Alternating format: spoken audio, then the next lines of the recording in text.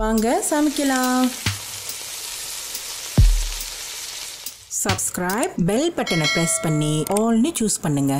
Hi friends, இது வாங்க சமைக்கலாம். இந்த செக்மெண்ட்ல என்ன செய்ய போறோம்னா பெர்ஃபெக்ட்டான இட்லி தோசை மாவு.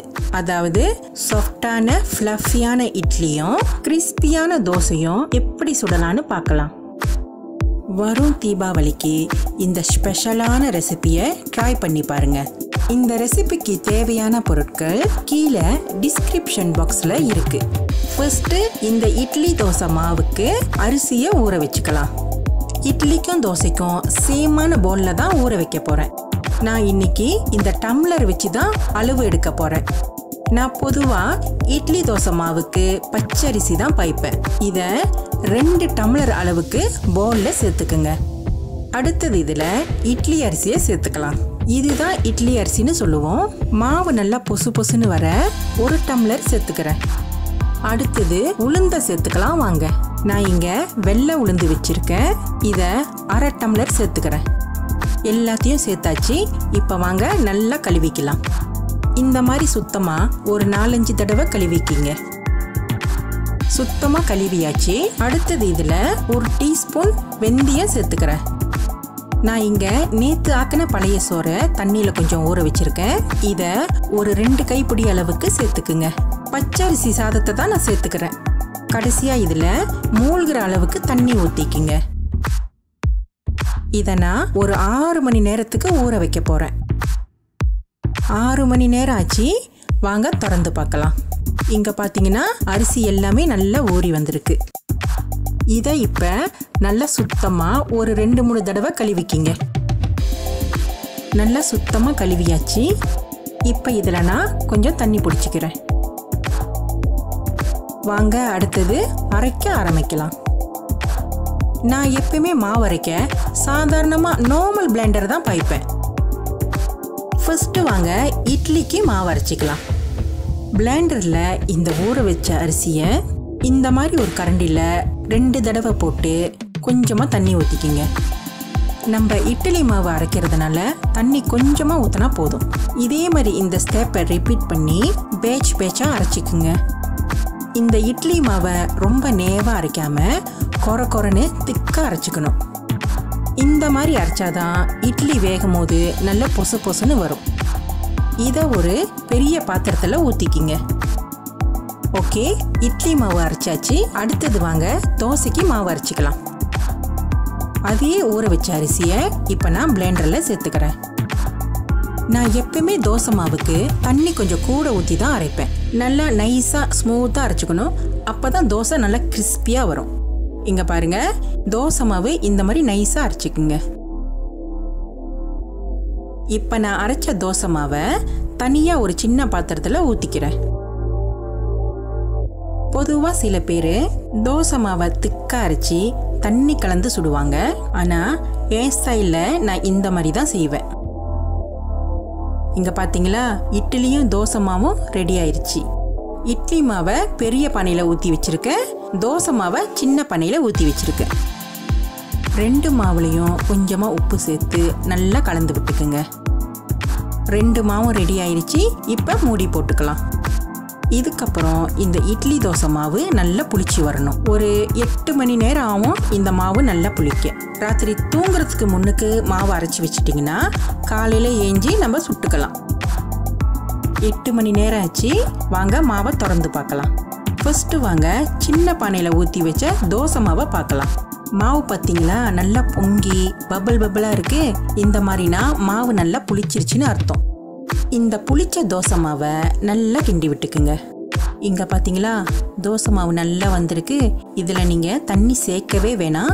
தோசை சுடும் போது அருமையா வரும். அடுத்தது வாங்க பெரிய பானையில ஊத்தி வச்ச இட்லி மாவை பார்க்கலாம்.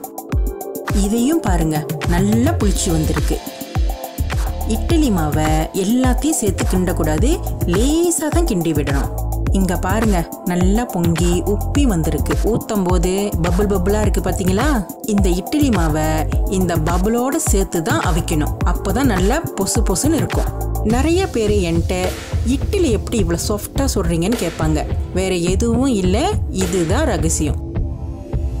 ரெண்டு மாவும் நல்லா அற்புதமாக புளிச்சு வந்துருச்சு. வாங்க ஃபர்ஸ்ட்டு இட்லியை அவிச்சிட்டு அடுத்தது தோசையை சுட்டுக்கலாம். எங்கள் வீட்டில் இந்த மாதிரி பானையில் தான் நான் இட்லி அவிப்பேன். இது வந்து நான்ஸ்டிக் டைப்பு. ஆனால் நீங்கள் வீட்டில் என்ன இட்லி பாத்திரம் வச்சுருக்கீங்களோ அதுலேயே அவிச்சிக்குங்க. இட்லி தட்டில் லேசாக எண்ணெய் தடவிக்கிங்க. இட்லி மாவை கலக்காம அந்த பபுளோடு எடுத்து இந்த தட்டில் ஊற்றுங்க. இங்கே பார்த்தாலே தெரியும் இந்த பபிள்ஸ் அப்படியே இருக்குது பார்த்தீங்களா? வாங்க இப்போ இதை அவிச்சிக்கலாம். கொதிக்கிற தண்ணியில் இந்த தட்டை வச்சு மூடிடுங்க. இது சின்ன பாத்திரமாக இருக்கிறதுனால ஒரு 5-6 நிமிஷத்துலேயே வெந்துடும். இது வேகிற நேரத்தில் வாங்க தோசையை சுட்டுக்கலாம்.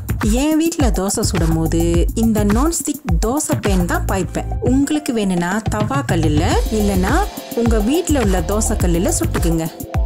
இந்த பேன்ல லேசா எண்ணெய் தடவி விட்டுக்குங்க. சூடு ஏறினோடனே லேசா தண்ணி தெளிச்சுக்குங்க.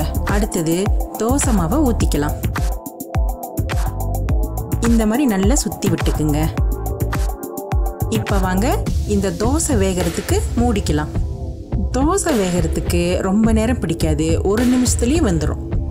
இங்கே பாருங்க தோசை எவ்வளோ அழகாக வந்திருக்கு பாருங்க. தோசை ரெடி ஆயிடுச்சு.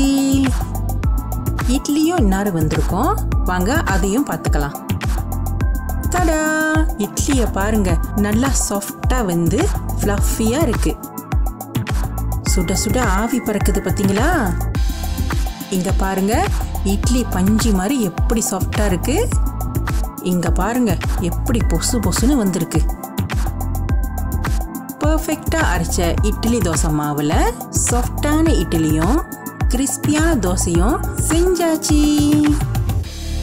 இந்த இட்லி தோசைக்கு 4 விதமான ருசியான சட்னி அரைச்சிருக்கேன். இது மட்டும் போதுமா?